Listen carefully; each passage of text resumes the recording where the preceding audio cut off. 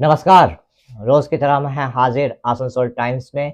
आपके सामने लेकर आए हैं आसनसोल और आसपास के क्षेत्रों की कुछ महत्वपूर्ण खबरों की तरफ बढ़ेंगे, लेकिन उससे पहले अरसलान बिरयानी बस्तिन बाजार Asansol.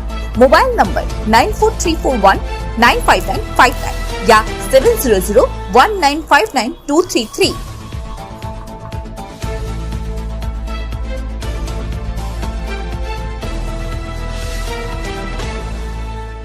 Midwest hospital and medical institute private limited, Bhagat Singh मोड़, आसनसोल। चिकित्सा में लापरवाही का आरोप लगाते हुए एक महिला ने आसनसोल जिला अस्पताल प्रबंधन पर सवालिया निशान लगाया। उनका कहना है कि आसनसोल जिला अस्पताल में चिकित्सकीय लापरवाही की वजह से उनकी भाभी, जो कि इस अस्पताल में भर्ती थीं, उनका निधन हो गया। उन्होंने इसके लिए आसनसोल जिला अस्पताल के मेडिकल कर्मियों को कटघरे में खड़ा किया।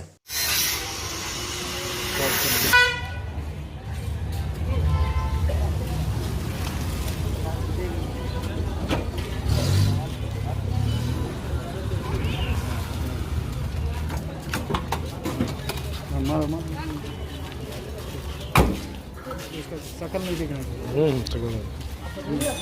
70,000 दे रहा है इस पे गाड़ी मालिक।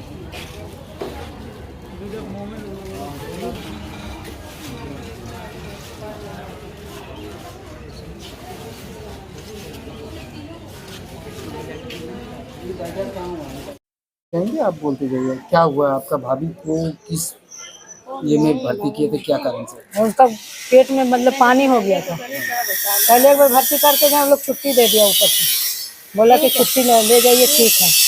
फिर उसके बाद वही डॉक्टर बोला हमको कि बाहर से दिखाइए। बाहर में हम लोग दिखाएं, फिर वो बोला भर्ती कर दीजिए। हम लोग भर्ती कर दिए ऑलरेडी कल रात को। सुबह में रात भर पानी नहीं चढ़ा है, सुबह में भी पानी चढ़ा है। उसके बाद सफाई करने के लिए आया है जो स्वीपर लोग, वो लोग खटिया खींचा है, चैनल तोड़ दिया है। चैनल के लिए हम लोग ऑलरेडी बोलने दिया, चैनल हम लोग नया लाए हैं। वो लोग बोलेगा तो बाहर से लाइए चैनल। हम लोग चैनल बाहर से लाए हैं।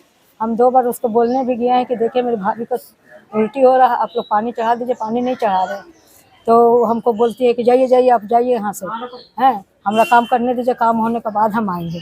उसके बाद जो मेरी भाभी ऑलरेडी डेथ कर गई है, तो फिर दूसरी जो आई है मतलब कि ड्यूटी में, उसको हम बुलाए, हम बोले देखिए ना मेरी भाभी को क्या हुआ। तो वो जब आई है तो बोलती है कि आपकी भाभी एक्सपायर कर गई है। तो हम फिर हल्ला करने लग गए।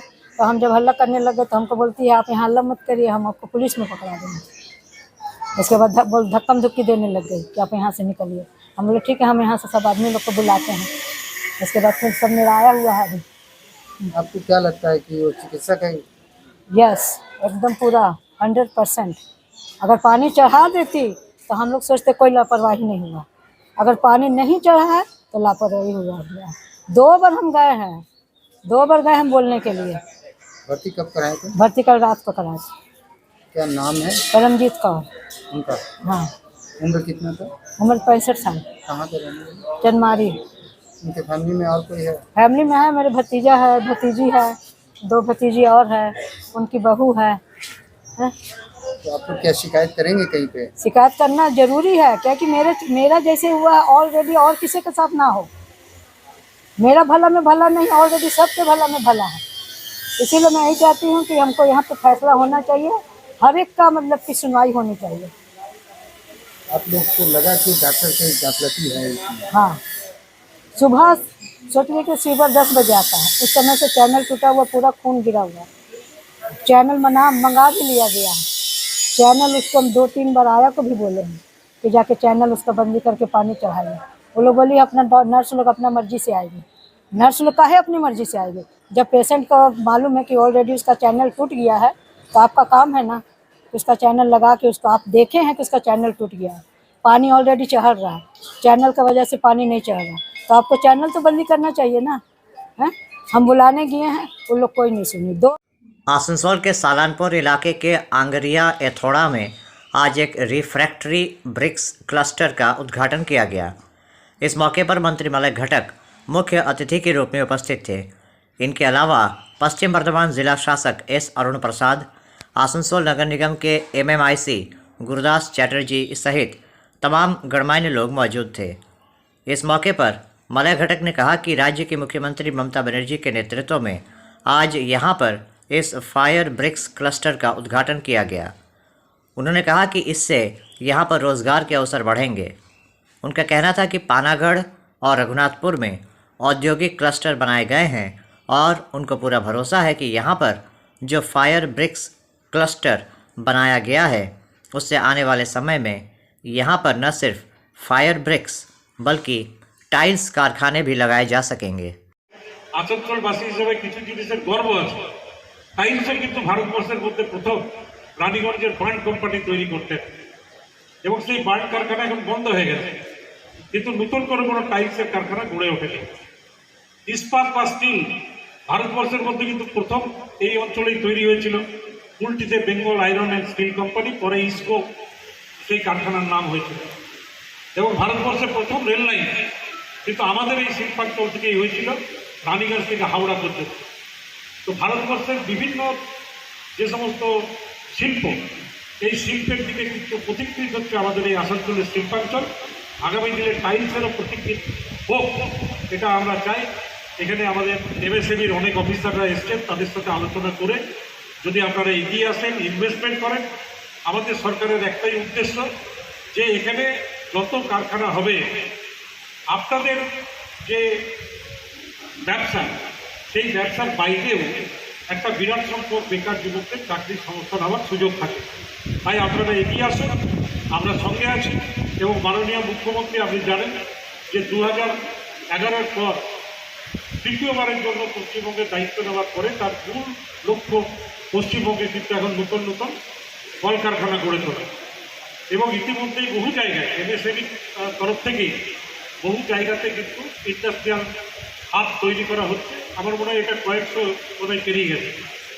এবং আমাদের এখানে ঢাকেশ্বরী কটন মিলের যে 193 একর জমি ছিল সেটাও সরকার অধিগ্রহণ করেছে এবং আগামী দিনে সেখানেও একটা ইন্ডাস্ট্রিয়াল হাব তৈরি হবে। এই অঞ্চলে যারা ব্যবসাদার তাদের কাছে আবার নতুনভাবে সুযোগ আসানসোলের এই অঞ্চলে আপনারা পাবেন।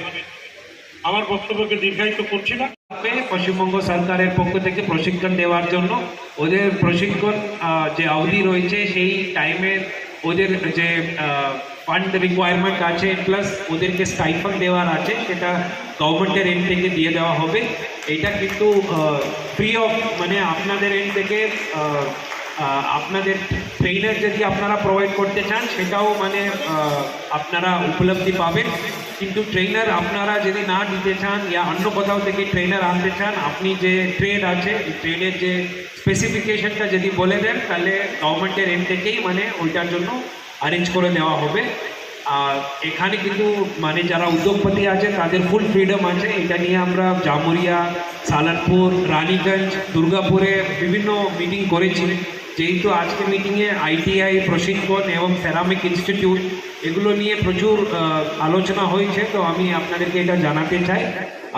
এই অনুষ্ঠানটা খুব ভালো ওয়েল অর্গানাইজ ছিল। যারা এখানে এসেছে সকলকে ধন্যবাদ।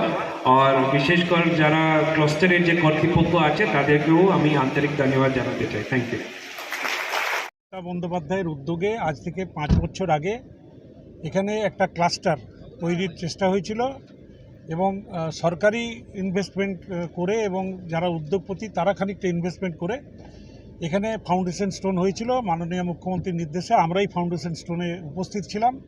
আমি ছিলাম, এই অঞ্চলের বিধান উপাধ্যায় ছিলেন এবং তৎকালীন বিধায়ক কুলটি উজ্জ্বল চট্টোপাধ্যায় ছিলেন। এটা খুব ভালো লাগছে যে এই 5 বছর, 2.5 বছর কোভিড পরিস্থিতির মধ্যে পেরিয়ে এসেও 5 বছরের মধ্যে সেটা সম্পূর্ণ হয়েছে এবং আজকে তার শুরু হলো। আজকে সেখানে প্রোডাকশন শুরু হয়ে গেল। আজকেও আমরা উপস্থিত থাকতে পেরে আনন্দিত লাগছি। ধন্যবাদ মাননীয় মুখ্যমন্ত্রীকে আমাদের এই অঞ্চলে একটা ক্লাস্টার তৈরি করতে তিনি যে সাহায্য করেছেন। আমাদের কোনো ভাষা নেই, কী ভাষাতে তাকে ধন্যবাদ জানাবো। দেখা যাচ্ছে যে নতুন নতুন কোম্পানিরা সব মানে বেঙ্গলে এই পশ্চিমবঙ্গে মানে আসছেন। আমি তো আমার বক্তৃতায় বললাম যে ইতিমধ্যে 2টো বড় শিল্প তালুক তিনি গড়েছেন, একটা পানাগড় এবং একটা রঘুনাথপুর। সেখানে কয়েকশো শিল্প এসছে, হাজার হাজার ছেলেদের, বেকার ছেলেদের চাকরির সুযোগ হয়েছে। এইখানেও যদি আগামী দিনে এই ক্লাস্টার হয়ে যাওয়ার পরে আরও অনেক ফায়ার ব্রিক্সের কারখানা হবে এবং আমি যেটা বললাম এখানে টাইলসের কারখানাও হতে পারে, কারণ এখানে সমস্ত রকম র মেটেরিয়াল আছে। এবং এই যে ফেসিলিটি, এই ফেসিলিটি যদি পেয়ে যায় উদ্যোগপতিরা তাহলে হয়তো আগামী দিনে এখানে দেখবেন আরও যেমন 100-র বেশি ফায়ার ব্রিক্সের কারখানা আছে, সেরকম 100-র বেশি টাইলসও कारखाना हो যাবে। आसनसोल के गाड़ू इलाके में बने इस्कॉन मंदिर में आज इस्कॉन के विश्व पटल पर सर्वोच्च पद पर आसीन जय पताका महाराज जी पधारे। इस मौके पर यहाँ एक धार्मिक अनुष्ठान का आयोजन किया गया, जहाँ आसनसोल नगर निगम के चेयरमैन अमरनाथ चटर्जी विशेष रूप से उपस्थित थे। उन्होंने इस संस्था के कार्यों की सराहना की और कहा, जिस तरह से वसुधैव कुटुंबकम की भावना को इस्कॉन मंदिर के पदाधिकारी फैलाते हैं, उससे पूरे विश्व में एकता और अखंडता का संदेश फैलता है। হরে কৃষ্ণ। ইন্টারন্যাশনাল সোসাইটি ফর তো আমাদের হাজবেন্ড সুরেশ সহপ্রভু উনি প্রশংসিত আছেন থেকে সবাই একটু হরিনাম করে প্রার্থনা করবো, উনি যাতে তাড়াতাড়ি আজ সুস্থ হয়ে ভগবানের সেবাকে সারা বিশ্বের হরে কৃষ্ণ কৃষ্ণ কৃষ্ণ কৃষ্ণ হরে আমাদের হরে কাছে এসেছে, হরে রাম হরে তারা রাম কিভাবে রাম রাম হরে। সনাতন ধর্মকে প্রচার করছে এবং আমাদের বিভিন্ন জায়গায় তারা সেটা ড্রামার মাধ্যমে অভিনয় করে দেখাচ্ছে যে পশুদের মধ্যে মানুষের মধ্যে পার্থক্য, কেন আমরা এই সনাতন ধর্মটাকে আগিয়ে নিয়ে যাবো, সত্যিকার ধর্ম কাকে বলে সেই বিষয়ে তারা শিক্ষা দিচ্ছে। তার সারা পৃথিবীর লোক এসেছে, তার মধ্যে অন্যতম দুজন গুরু মহারাজ এসেছেন। আমাদের ছিল জয়প্রদার স্বামী গুরু মহারাজ জিবিসি, যিনি এখন আমরা অপেক্ষা করছি, আদর হবে অনেক অপেক্ষা করছি, এই জন্য তিনি আসছেন, মন্দা হয়ে আছেন। তো যাই হোক, আজকের আমাদের আসানসোলবাসীকে কৃপা করার জন্য, আমাদের ভক্তদেরকে কৃপা করার জন্য তিনি আজকের আসছেন, যাতে আমরা আগামী দিনে ভালো ভক্ত হিসেবে পরিচয় করতে পারি বা ভালো ভক্ত হতে পারি। আর আমাদের সমস্ত ভক্তদের কাছে অনুরোধ করব যে তারা আমাদের আসানসোল মন্দিরটা আগামী দিনে যেন বড় বৃহত্তর হয়ে ওঠে এবং আমরা আসানসোল মন্দির থেকে প্রতিটা গ্রাম, প্রতিটা শহরে, প্রতিটা বাড়িতে যেন এই মহাপ্রভুর বাণী হরে নাম হরে কৃষ্ণ কৃষ্ণ কৃষ্ণ হরে হরে এই মহাপ্রভুর কৃপা যেন সকলে পৌঁছে দিতে পারে। যাদের উদ্যোগ নিয়ে মন্দিরটা নির্মাণ হচ্ছে এবং কৃষ্ণ কনসেনসাস ভাব যেটা মানুষের মনের মধ্যে, সেটা জাগাবার চেষ্টা হচ্ছে। ভগবান যে সত্য, ভগবানের যে বৈজ্ঞানিক পদ্ধতিগুলো ছিল, সেই পদ্ধতিগুলোর মধ্যেখানে যে পৃথিবীর উন্নতি হওয়া সম্ভব, সেটাই এখনও মানুষকে জানা দরকার। এবং গৌরাঙ্গ মহাপ্রভুর যিনি সর্বধর্ম সমন্বয়ের মধ্যেখান দিয়ে, হরে কৃষ্ণের মধ্যেখান দিয়ে যিনি সবাইকে ভালোবাসার কথা যিনি বলেছিলেন, সেই ভালোবাসার প্রচার করার জন্য ইনারা সউদ্যোগ নিয়েছেন। এবং আজকে পৃথিবীর যিনি ইস্কনের সর্বোচ্চ পদে আসীন আছেন জয় পতাকা মহারাজ, উনি আসানসোলে আসছেন, এটা আমাদের কাছে খুব গৌরবের বিষয়। এবং এই গৌরবের বিষয়টাকে আমরা খুব উৎফুল্লতার সঙ্গে গ্রহণ করব এবং আগামী দিনে সমস্ত মানুষকে অনুরোধ করবো, আসানসোলের মানুষকে, যাতে এই মন্দিরটা যাতে যত তাড়াতাড়ি সম্ভব একটা সমবেত জায়গার মধ্যে উপস্থিত হয়ে সকলে যেন একত্রিতভাবে থাকতে পারে।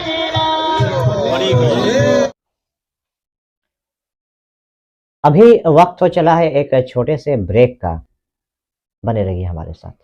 हिल व्यू आपके मकान को बनाए आपके सपनों का आशियाना, डेकोर वॉलपेपर। लजीज खाने के शौकीन लोगों के लिए अच्छी खबर, आसनसोल के एसबी गुराई रोड स्थित सुकांतो मैदान के सामने खुल गया है the Zaika fast food restaurant.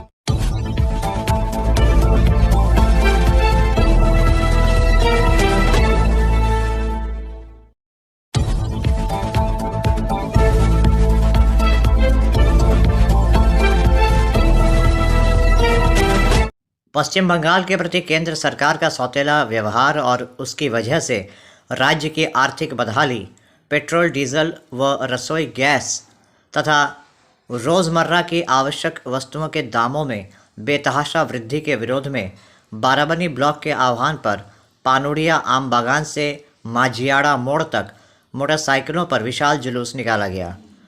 Trinamool Congress के कार्यकर्ता इसमें बड़ी संख्या में शामिल हुए।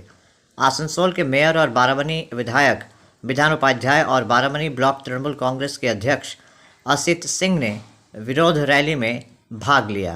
জনবিরোধী নীতি এবং বিরোধীদের নানা দিক থেকে যে হেনস্থা করার যে চক্রান্ত চলছে প্রতিটি ভারতবর্ষের প্রতিটি রাজ্যে, তারই প্রতিবাদে আমাদের মিছিল 100 দিনের কাজের টাকা যারা শ্রমিক হিসেবে কাজ করেছে তাদের টাকা থেকে বঞ্চিত করা হচ্ছে। আমাদের বাংলার আবাস যোজনার যে টাকা সেটা কোনোভাবে দেওয়া হচ্ছে না, নানা ধরনের নোংরামি করার পরও টাকা দিল না। প্রতিটি ক্ষেত্রে আমাদের বাংলাকে বঞ্চনা করার যে করছে তারই প্রতিবাদে আমাদের বারাবণী ব্লক তৃণমূল কংগ্রেসের তরফ থেকে মহামিছিল। এই মিছিলের নেতৃত্বে থাকবেন আমাদের বিধায়ক মাননীয় বিধান উপাধ্যায় মহাশয় এবং বারাবণী ব্লক তৃণমূল কংগ্রেস সভাপতি অসিত সিংহ মহাশয়। প্রচুর সংখ্যক একদম টাটকা যুবক আজকে আপনাদের এই মিছিলে অংশগ্রহণ করছে, মোটরসাইকেল মিছিলে। যুব সমাজের সংগঠনটাকে একদম অটুট বলে মনে হচ্ছে আপনার বারাবণীতে। যুব সম্প্রদায় বুঝে গেছে যে আমাদের বাংলায় মমতা বন্দ্যোপাধ্যায় ভরসা। 2014 সালে 2019 সালে নরেন্দ্র মোদীর অনেক মিষ্টি কথা শুনে যুব সম্প্রদায় কিছুটা চলে গেছিল ওদিকে, কিন্তু যুব সম্প্রদায় বুঝে গেছে যে নরেন্দ্র মোদী ভারতবর্ষকে শেষ করবার চেষ্টা করছে। নরেন্দ্র মোদী ভারতবর্ষকে অনেক পিছিয়ে নিয়ে গেছে এবং যেভাবে মমতা বন্দ্যোপাধ্যায় বাংলাকে এগিয়ে নিয়ে যাচ্ছে, আগামী দিনে ভারতবর্ষকে নেতৃত্ব দেবার একমাত্র যোগ্য দাবিদার মমতা বন্দ্যোপাধ্যায়। এবং মমতা বন্দ্যোপাধ্যায় পারে প্রতিটি যুব সম্প্রদায়কে চাকরি দিতে। অর্থনৈতিকভাবে বাংলাকে অবরুদ্ধ করার চেষ্টা করছে, তারই প্রতিবাদে এই মিছিল আমাদের। 100 দিনের কাজের টাকা বন্ধ করে দিয়েছে, বাংলার আবাস যোজনার টাকা বন্ধ করে দিয়েছে, প্রত্যেকটা কেন্দ্রীয় প্রকল্প পশ্চিমবঙ্গ বন্ধ করে দিচ্ছে এবং যেভাবে সিবিআই এবং ইডি দিয়ে নানাভাবে পশ্চিমবঙ্গ বদনাম করার একটা প্রয়াস চলছে, তারই প্রতিবাদে আমাদের এই মিছিল। আজকে মিছিলে আমাদের এমএলএ নিজে থাকবেন, নিজে নেতৃত্ব দেবেন এবং এমএলএ নির্দেশে এই মিছিলটা হচ্ছে আজকে। এবং দেখা যাচ্ছে যেভাবে ইয়ং জেনারেশন ভেবে আজকে এই মিছিলে এসেছে, সত্যি তাদেরকে পুলিশ জানান।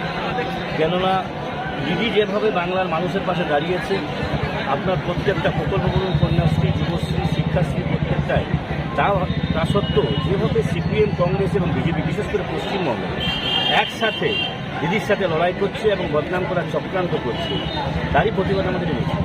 অসিতবাবু, দুটো প্রশ্ন আপনাকে করব।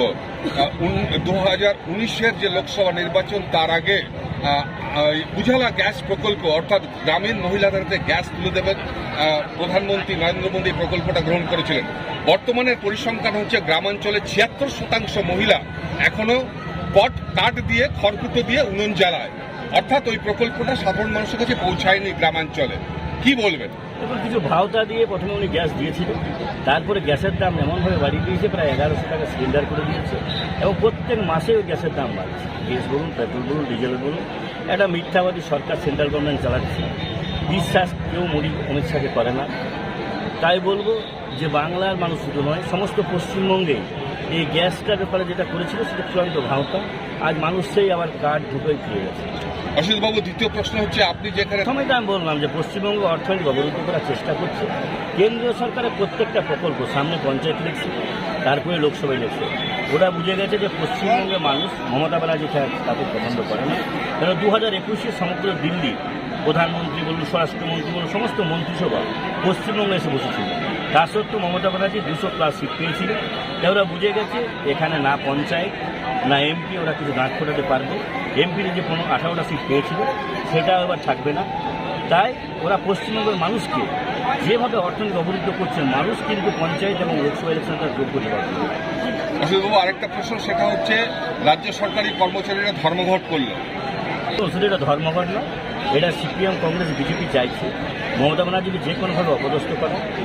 আপনারা জানেন রাজ্য সরকারের ম্যাক্সিমাম স্টেটে পেনশন নেই, মমতা ব্যানার্জি কিন্তু পেনশন দেয় এবং 1 তারিখে সকলেই বেতন পেমেন্ট করে। এবং দিদি আসার পর সিপিএমের আমলে কোনো ডিএ বাড়েনি, দিদি আসার পর আগেও বেড়েছে, আবার 3% সেদিনও বাড়িয়েছে। তা সত্ত্বেও পশ্চিমবঙ্গকে বলছি তো বারবার কেন্দ্র সরকারের চাপ এবং এসএফআই, কংগ্রেস এবং বিজেপি যারা ইউনিয়ন আছে তারা অপদস্থ করার চেষ্টা করেছিল। তা সত্ত্বেও আপনারা দেখেছেন যে 90% আপনার সরকারি কর্মচারীরা হাজিরা দিয়েছিল। সরকারি কর্মচারী দিদির উপর বিশ্বাস আছে। কিছু ক্ষেত্রে মাস্টাররা কিছুটা ডিস্টার্ব করেছিল। আমি তাদেরকে বলবো যে আপনারা দিদির পাশে থাকুন। এই 3টে দলের কোথায় চলবেন না। এই যে 3টা দল ধ্বংসাত্মক রাজনীতি করছে এবং যে কোনো উপায়ে পশ্চিমবঙ্গ শেষ করার চেষ্টা করছে। যেভাবে পশ্চিমবঙ্গকে দ্বিমাত্রিক শ্লোক ব্যবহার করছে, তার বিরুদ্ধে আজকের এই বারাবণী ব্লক তৃণমূল কংগ্রেসের পক্ষ থেকে দেখা যাচ্ছে আপনাদের জিএসটি, রাজ্যের যে জিএসটি প্রাপ্য সেখান থেকে টাকা কাটা হচ্ছে, বাংলা আবাস যোজনায় টাকা কাটা হচ্ছে, মিড ডে মিলের টাকা দেওয়া হচ্ছে না, এবং পাশাপাশি যেটা 100 দিনের কাজের প্রকল্প গ্রামীণ অর্থনীতি যেখানে মজবুত হয় সেক্ষেত্রে অর্থ বরাদ্দ হচ্ছে না কেন্দ্রীয় সরকারের। মূলত এই যে এর বিরুদ্ধে যে যুক্তরাষ্ট্রীয় কাঠামোর যে ব্যবস্থা, আপনার কি মনে হয় সেটা ধ্বংসের দিকে নিয়ে যাচ্ছে কেন্দ্রের বিজেপি সরকার? নিশ্চিতভাবে এর জবাব 2024-এ ভারতবর্ষের মানুষ দেবে, পশ্চিমবঙ্গের মানুষ দেবে। কারণ যেভাবে মানুষের দৈনন্দিন যেগুলো চাহিদা, মানুষ যে 100 দিনের কাজটা একটু আগে বলছিলেন, 100 দিনের কাজে মানে প্রচুর গরিব মানুষ আছে যারা গ্রামাঞ্চল, সেই গ্রামাঞ্চলে প্রচুর মানুষের ওটার থেকে কিন্তু খাবার তুলতে, তো সেখানে ওটা প্রায় 15 দিন থেকে 1 মাসের মতো যেটা পেমেন্ট বাকি আছে সেটা কয়েক বছর থেকে বন্ধ করে দিয়েছে। তো তাছাড়া তো জিনিসপত্রের দাম প্রতিনিয়ত বাড়ছে, এবং আপনারা দেখবেন, আমি কালকে একটা নিউজ পাচ্ছিলাম যে ব্যাংকগুলো যেগুলো রয়েছে, রাষ্ট্রায়ত্ত হোক বা প্রাইভেট, যে ব্যাংকগুলো হচ্ছে পশ্চিমবঙ্গের ব্যবসায়ীদের লোন দেওয়ার ক্ষেত্রে কিন্তু বিমাতৃ সুযোগ দিচ্ছে, যেটা কিন্তু অন্যান্য স্টেটে যাকে খুশি যত খুশি দিচ্ছে, আমাদের কিন্তু পশ্চিমবঙ্গে দিচ্ছে না। মানে চারিদিক দিয়ে পশ্চিমবঙ্গকে মারার চিন্তা। যেহেতু আমাদের নেত্রী মমতা বন্দ্যোপাধ্যায় এবং আমাদের নেতা অভিষেক বন্দ্যোপাধ্যায় মাথা নত করতে চাইছেন ওদের কাছে, ওরা যেন তেন প্রকারণে মানে মাথা নত করাবে, কিন্তু আমাদের নেত্রী এবং আমাদের নেতা কোনো দিনে মানবে না। আমরাও যারা ওনাদের সৈনিক আছি, আমরাও সারা পশ্চিমবঙ্গে আমরা যারা তৃণমূল কংগ্রেস করি, তৃণমূল কংগ্রেসকে যারা ভালোবাসি, মমতা ব্যানার্জির ছবিকে নিয়ে যারা এগিয়ে চলে, আমরাও মাথা মতো করছি না, করবো না। একদিকে আপনাদের অভিযোগ কেন্দ্রের বঞ্চনার বিরুদ্ধে, অন্যদিকে আপনার কি মনে হয় তা তো রেজাল্টে আপনারা দেখতে পাচ্ছেন, প্রতিটা ক্ষেত্রে তো বাংলা আবাস যেটা প্রধানমন্ত্রী আবাস যোজনা, যেটা সে আবাস যোজনাটাতে দেখতে পাচ্ছেন যে তারা পুরো আমাদের এই অঞ্চলেও প্রতিটা অঞ্চলে তারা তদন্ত করেছে, করার পর দেখলো সার্টিফিকেট পশ্চিমবঙ্গকে দিল যে এখানে কোনো দুর্নীতি নেই। তো কেন্দ্রীয় সংস্থাই বলছে পশ্চিমবঙ্গের দুর্নীতি নেই, অথচ এখানকার যারা নেতা রয়েছে তারা কিন্তু সব কিছু নিয়ে সোচ্চার করছে। প্রতিটা ক্ষেত্রে পশ্চিমবঙ্গ প্রথম, দ্বিতীয়, তৃতীয় হচ্ছে। এটা কেন্দ্রীয় সরকারের রিপোর্ট, এটা মানে আমাদের নেত্রী মমতা বন্দ্যোপাধ্যায়ের রিপোর্ট নয়। তাই কেন্দ্রীয় সরকার যেখানে সার্টিফিকেট দিচ্ছে, সেখানে এখানকার নেতাদের যারা ওই পার্টি যারা করছে তাদেরকে বোঝা উচিত যে পশ্চিমবঙ্গ স্বচ্ছ এবং পশ্চিমবঙ্গের সরকার স্বচ্ছভাবে চলছে। বিধানবাবু, আরেকটা প্রাসঙ্গিক প্রশ্ন। সামনে আমি যে দাঁড়িয়ে আছি, পিছনে আছি, ঠিক বিল্ডিংগুলো তৈরি, দরজা জানলা তৈরি, চুরি হয়ে যাচ্ছে, মানে বাড়িগুলো দেওয়ার মতো যায়, মানে পজিশন ছিল, সেখান থেকে এখন বাড়িতে চুরি হয়ে যাচ্ছে, দরজা জানলা খুলে যাচ্ছে, তারপরেও তাদের কোনো নজর নেই। বারবার আমাদের নেত্রী মমতা বন্দ্যোপাধ্যায় জানাচ্ছেন, চিঠি দিচ্ছেন, তারপর তাদের কোনো মানে কর্ণপাতই করছেন না। সামনে নির্বাচনটা ধর্মঘটকে কেন্দ্র করে যেটা দেখলাম, যেভাবে মমতা বন্দ্যোপাধ্যায় যেভাবে মানুষের সাথে আছে, মানুষের পাশে আছে, যেভাবে দিন রাত মানুষের জন্য উনি ভাবছেন, এবং যে প্রকল্পগুলো রয়েছে সেই প্রকল্পগুলো কিন্তু প্রতিটি মানুষ প্রতিটি বাড়িতে চাইছে, এবং এটাকে ভালো চোখে দেখছেন না কেন্দ্রে যারা রয়েছে। তারা চিন্তাধারা করছে এইসব প্রকল্পগুলো তারা করতে পারছে না কেন, বা তারা কেন আগে করতে পারেনি। তো সে কারণে তারা বিভিন্নভাবে চাপে সৃষ্টি হয়েছে। এখানে কিচ্ছু হবে না, মানুষ মমতা ব্যানার্জির সাথে আছে। বারাবণী ব্লকের আজকে প্রচুর সংখ্যক যুব সমাজ আজকে মোটরসাইকেল মিছিলে অংশগ্রহণ করছে। আপনার কি মনে হচ্ছে যুব সমাজ আবার তৃণমূল কংগ্রেসের ছাতার নিচে আসছে মনে হচ্ছে? বারাবণী বিধানসভায়, বারাবণী ব্লকে বলুন, সারানপুর ব্লকে বলুন, এখানকার সাধারণ মানুষ, এখানে মানে মানুষের সাথে রাজনীতি নয়। আমার বাবা যেহেতু স্বর্গীয় মানিক উপাধ্যায় এখানে ছিলেন, এবং এখানকার প্রতিটি গ্রাম, প্রতিটি পাড়ায় আমাদের বাড়ির মতো, তাই এখানে কিছু ভুল বোঝাবুঝিতে কিছু ছেলে গেল, তারা আবার আসবে আগামী দিনে। এবং বারাবণী বিধানসভায় যুব সম্প্রদায়, দেখুন আমরা সবসময় আমাদের কাছে যাই থাকে আমরা হাত খুলে রেখে দিয়েছি। আমাদের সমস্ত এখানে মানে আমি এমএলএ, বাকি ব্লক প্রেসিডেন্ট, এখানে সবাই এমএলএ, সবাই ব্লক প্রেসিডেন্ট, এখানকার সমস্ত মানুষ, সমস্ত ছেলেরা এখানকার এমএলএ। टीएमसी के श्रमिक संगठन INTTUC के विरोध के कारण ECL में उत्पादन और परिवहन समेत विभाग के सभी काम ठप पड़ गए। प्रदर्शनकारियों की शिकायत थी कि कोलियरी श्रमिकों को समय पर मासिक वेतन नहीं दिया जाता और श्रमिकों की पदोन्नति नहीं की जा रही है।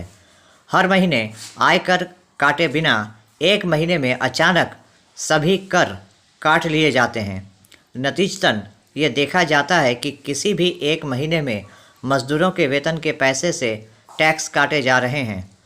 कुछ मज़दूरों के सिर्फ 10,000, कुछ को 20,000, कुछ को 30,000 ही मिल रहे हैं। फलस्वरूप खदान कर्मियों को परिवार चलाने में समस्या का सामना करना पड़ रहा है। अधिकारियों द्वारा इस व्यवस्था को बदलने की मांग को लेकर श्रमिकों ने तृणमूल श्रमिक संगठन के झंडे तले ईसीएल के सालानपुर क्षेत्र के डाबर खदान का सारा काम रोककर विरोध प्रदर्शन किया। আমার মনে করুন এই বছর আমার 2 লাখ টাকা ইনকাম ট্যাক্স, ঠিক আছে। তো এর পরের বছরে ওই 2 লাখ টাকাকে প্রথমেই মানে এপ্রিল টু অক্টোবর কেটে ভাগ করে, আর বাদবাকি যেটা বাড়বে সেটা 3 মাসে কাটবে। এরা করছে কি প্রথম থেকেই ওই কারো আরামসাম কেটে নিচ্ছে, মানে কোনো হিসাব নেই, মানে কারো 5,000 কাটছে, কারো 10,000 কাটছে, কারো 15,000 কাটছে, কোনো মাসে তো কোনো ঠিক নাই, আর কারো 20,000 কাটছে। আর লাস্টের দিকে যেটা বাঁচছে 3 মাসে একদম মানে ঝেড়ে কেটে নিচ্ছে, দিয়ে প্রবলেম হয়ে যাচ্ছে। কি প্রবলেম হচ্ছে? প্রবলেম হয়ে যাচ্ছে মনে করুন আমার হোম লোন আছে, গাড়ি লোন আছে, ও স্যালারি তো দেরি হচ্ছে ওই জন্য পরে, আর দিয়ে আমাদের ব্যস্ত চেক বাউন্স হচ্ছে। তা কি বললো সব হবে? বললো আশ্বাস দিয়েছে যে এটা পরের বছর থেকে ঠিক হয়ে যাবে। কি নাম আপনার? গৌরব সরকার। ট্রেড ইউনিয়ন থেকে বলছি, আমাদের ডাবরপুলের যারা ওয়ার্কার আছে তাদের সমস্যার সম্মুখীন হতে হচ্ছে। কারণ হচ্ছে ঠিকমতো সময় মতো পেমেন্ট পাচ্ছি না। দ্বিতীয় নম্বর হচ্ছে যে ইনকাম ট্যাক্স অনেক বেশি কেটে নেওয়া হচ্ছে। আর আরেকটা জিনিস হচ্ছে যেটা হচ্ছে যে অনেক ওয়ার্কার আছে যারা জেনারেল মজদুর কাজ করছে, তারা কিন্তু ডেজিগনেশন পাচ্ছে না। আবার অনেকে আছে যারা হয়তো দীর্ঘদিন কাজ করার পরও তাদের প্রমোশন হচ্ছে না। তো এইসব নিয়ে আমরা একটা বিক্ষোভ করেছিলাম আজকে। ইনকাম ট্যাক্স বেশি কেটে নেওয়া হচ্ছে মানে নাকি? ইনকাম ট্যাক্স বেশি কেটে নেওয়া হচ্ছে, আমি বলে দিচ্ছি পরিষ্কার। ইনকাম ট্যাক্স বলুন আপনি প্রথমে বলুন। ইনকাম ট্যাক্সের বেশি কেটে নেওয়া হচ্ছে, সেটার জন্য আজকে আমরা বিক্ষোভ করেছিলাম। তার জন্য আশ্বাস দিয়েছে এজেন্সি। বেশি কেটে নেওয়া হচ্ছে মানে কি বোঝাতে চাইছেন আপনারা? বেশি কেটে নেওয়া হচ্ছে এটা যে ওদের ঠিকমতো স্যালারির অ্যাডজাস্টমেন্ট হচ্ছে না ইয়ারলি, তার জন্য বেশি কাটা হচ্ছে। ওইটা প্রবলেমটা আমরা দেখিয়েছি, প্রবলেমটা সলভ করার চেষ্টা করছি। কি নাম আপনার? আমার নাম বিকাশ বাউরি। দেখুন, প্রথম নম্বর তো আমরা বন্ধ করিনি, ওয়ার্কার নিজেই বন্ধ করেছে। তার কারণ হচ্ছে ওয়ার্কারকে ভুল বুঝাই পরে কাজ করানো হচ্ছে। এমনও ওয়ার্কার আছে কি আজ 12 বছর 13 বছর হয়ে গেলে কোনো প্রমোশন নেই। ম্যানেজমেন্টে কাজ হচ্ছে হাত ভুলিয়ে রিক্সের মাথায় কাজ করানো। এই বিজনেস আছে তো এই বিজনেসে কাজ করো, কিন্তু ওয়ার্কার ইসিএলের স্বার্থের জন্য করতে হবে প্রোটেকশন। তাতে আমার ইসিএল করলে চলুক, তাতে কোনো অসুবিধা না। এরা ওয়ার্কার আমার এত ভালো সালামপুরে ওয়ার্কার কি ওদেরকে ডিমনস্ট্রেশন দিয়ে আছে, লিখিত দিয়ে আছে, সব কিছু দিয়ে আছে, তার সত্ত্বেও না। এবং কিছু ইউনিয়ন এখানে আছে, কিছু টাকা পয়সা লেনদেন করেও তার কাজ হয়েছে। দ্বিতীয় নম্বর, ওয়ার্কার যখনই কমপ্লেন দিচ্ছে তো ম্যানেজমেন্টের তরফ থেকে ওয়ার্কারের উপরে টর্চারিং করা হচ্ছে। আজ ওয়ার্কার নিজে হকের জন্য লড়াই করছে এবং তার পাশে আমরা কেকেএসসি আইএনটিটিউসি ইউনিয়ন আমরা আছি। আজকে কি বলছেন ওদের ট্যাক্স নিয়ে, স্যালারি নিয়ে কি দাবি? স্যালারি উনি আজকে দেওয়া পড়লো, প্রেসার দেওয়া হওয়ার পর ওনারা বলছেন কালকে স্যালারি ঢুকবে। মানে কি স্যালারি সময় মতো হচ্ছে না? না, স্যালারি সময় মতো হচ্ছে না। স্যালারি হওয়ার পর পে স্লিপ দেওয়া হচ্ছে কেন? এবং মনে করুন যার ম্যানেজমেন্টের তরফ থেকে আপনি একটা ওয়ার্কার, এনার ছেলে চেন্নাই যাবে ট্রিটমেন্ট করাতে, তার 80,000 টাকা বেতন আছে, তো ওনার তো একটা ট্রিটমেন্ট আছে কি আমি 80,000 টাকা নিয়ে যাবো। ওইখানে গিয়ে দেখছেন 3-4টা লোকের প্রবলেম দাঁড়ায় গেল, তারা ট্রিটমেন্ট যে রেখেছে তাকে 40,000 টাকা ইনকাম ট্যাক্স কেটে নিয়েছে। ইনকাম ট্যাক্সের নিয়ম ছিল যা ইনকাম ট্যাক্স বছরে হবে প্রত্যেক মাসে বসাইন দিয়ে হবে, সেরকম চলছিল। আজ 1 বছর ধরে এই জিনিসটা চলছে, তাতে ওয়ার্কার অসুবিধা হচ্ছে। কেউ হাউস বিল্ডিং লোন নিয়েছে, কেউ মনে করুন গাড়ি লোন আছে, কেউ বাচ্চার পড়াবার জন্য পয়সা নিয়েছে, তো সেই জন্য জিনিসের জন্য অসুবিধা হচ্ছে ওয়ার্কারদের। মানে হঠাৎ করে কোনো মাসে টাকাটা বেশি কেটে নেওয়া হচ্ছে। বেশি মানে কি 75% টাকা কেটে নিয়ে যাচ্ছে। তারপরে কি হলো শেষ পর্যন্ত কথা কি হলো? শেষ পর্যন্ত বললো আর কাটা হবে না, কালকে স্যালারি ঢুকবে, নেক্সট মাস থেকে বলেছে পে স্লিপ আগে দিয়ে হবে। জলের ব্যবস্থা কেন কাটছিল, এইভাবে হচ্ছিল কেন? সেটা ম্যানেজমেন্টের দোষ, ওই জন্য বিক্ষুব্ধ আজকে হয়েছে। এজেন্ট এলো, ম্যানেজার এলো, ওনারা বললেন আমরা এটা ব্যবস্থা করছি এবং নেক্সট মাস থেকে এবং কালকে স্যালারি পেমেंट হবে। तो अभी आप देख रहे थे आसनसोल और आसपास के इलाके की कुछ महत्वपूर्ण खबरें। हम रोज आप तक शिल्पांचल की महत्वपूर्ण खबरों को पहुंचाते रहेंगे। और अगर आपको हमारे इन खबरों से बाखबर रहना है तो आपको करना होगा एक छोटा सा काम। आपको हमारे चैनल आसनसोल टाइम्स को सब्सक्राइब करना होगा और पास में दिए गए बेल आइकन को प्रेस करना होगा, ताकि जब भी हम कुछ नई खबर या कुछ नया पोस्ट डालें तो इसकी खबर आप तक पहुंचे और आप इन गतिविधियों से बाखबर रह सकें। इसके अलावा आप हमारे वेबसाइट www.asansoltimes.co.in पर लॉगिन भी कर सकते हैं और वेबसाइट के जरिए और हमारे पोर्टल के जरिए शिल्पांचल की हर छोटी बड़ी गतिविधियों से बाखबर रह सकते हैं, उनकी जानकारी हासिल कर सकते हैं। आज के इस बुलेटिन में इतना ही। कल फिर होगी आपसे मुलाकात। नमस्कार। हमारा अपना शहर आसनसोल, इसे स्वच्छ और निर्मल रखने की जिम्मेदारी हमारी है। आसनसोल पौरसभा শহরকে সুন্দর এবং নির্মল করতে বদ্ধপরিকর। পৌরসভার এই চেষ্টায় সুনাগরিক হিসেবে আমাদেরও কিছু কর্তব্য আছে। यहाँ वहाँ प्लास्टिक फेंकना और थूकना, गंदगी फैलाना, ऐसी कुछ आदतें हैं जिनका त्याग करना हमारे साथ साथ हमारे शहर के स्वास्थ्य के लिए भी बेहद जरूरी है।